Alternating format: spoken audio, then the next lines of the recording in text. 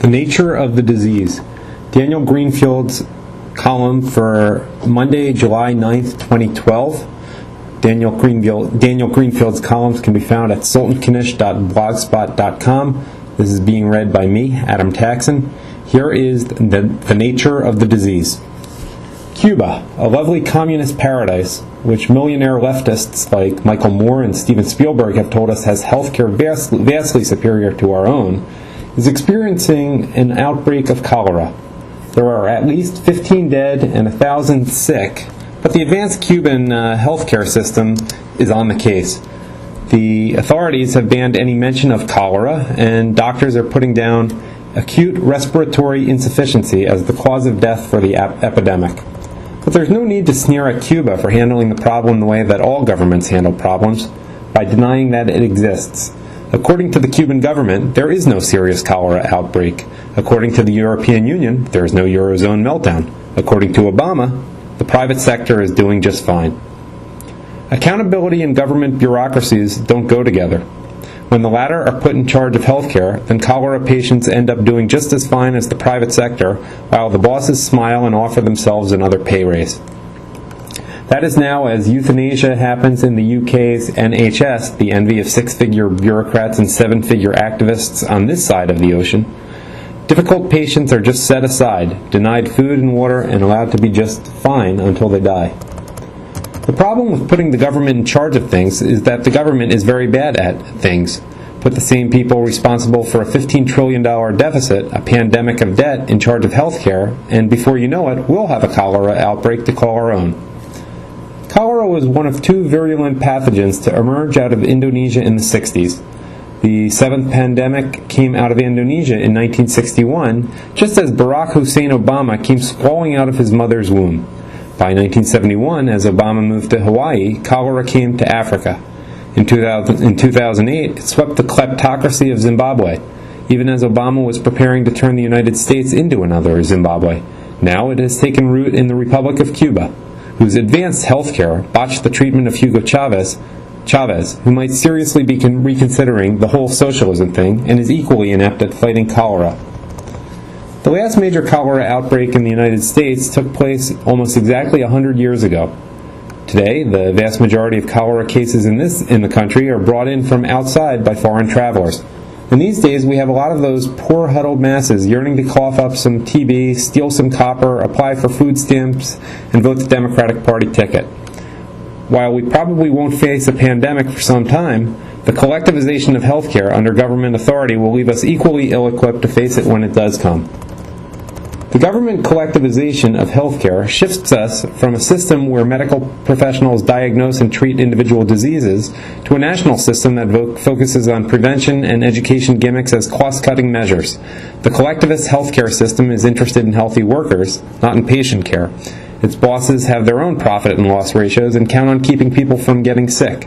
If they do get sick, it is assumed that it is their own fault because they ate too much or ate the wrong things or didn't exercise enough or just got too old. Government healthcare is a lot like the health insurance industry. Most of the money is spent on offices where bureaucrats measure the cost of care, pinch pennies, deny treatments, and study the arcane knowledge not of medicine, but of the bureaucracy that manages medicine.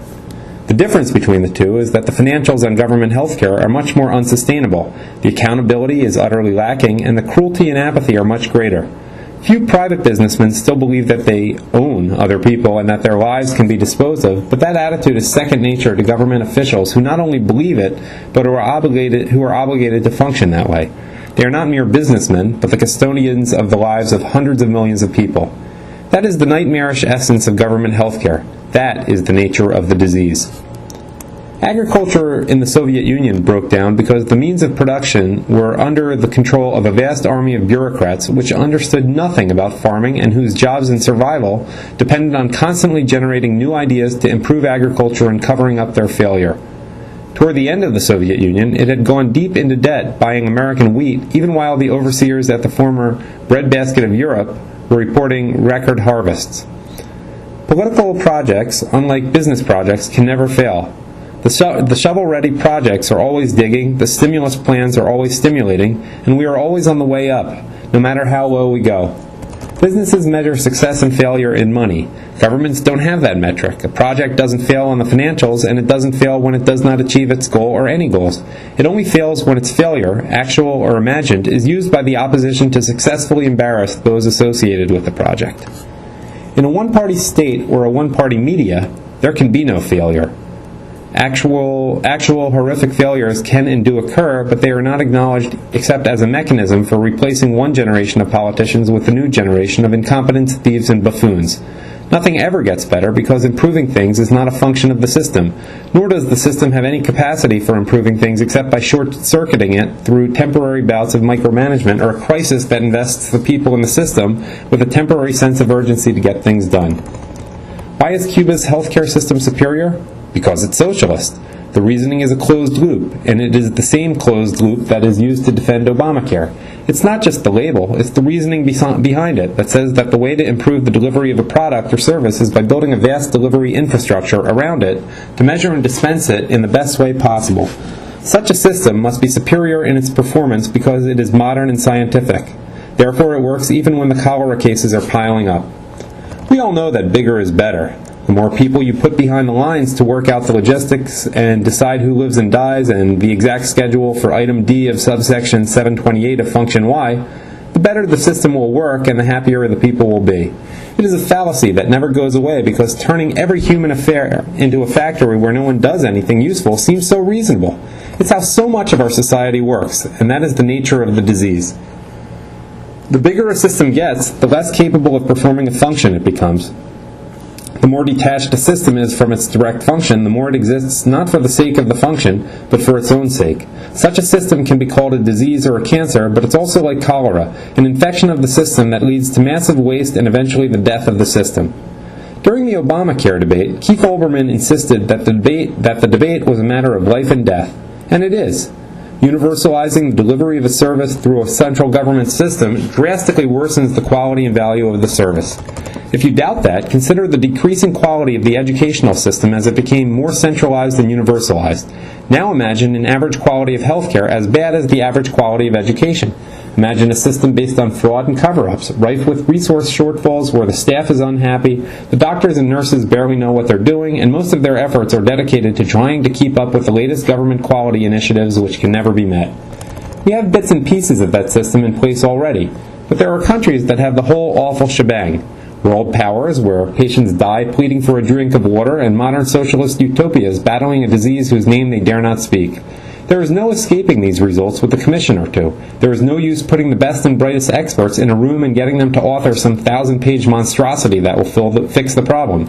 You can't cure a disease with more of the same disease. Free things are nice to have, but they are also very expensive.